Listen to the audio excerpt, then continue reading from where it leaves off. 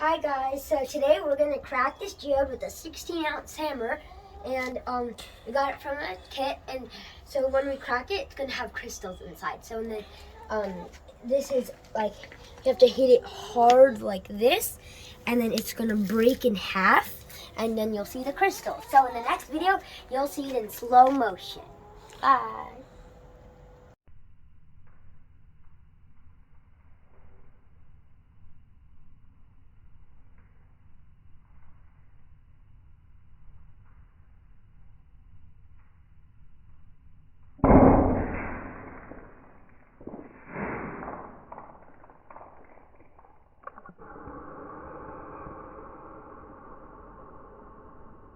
So we just cracked the geode, and this is how it looks like inside.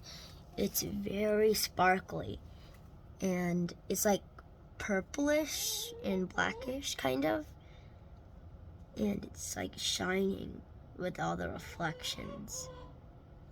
And then this is how it looks like on the outside. See? So yeah, that's how the inside of a geode looks like. Bye guys. Thank you for watching.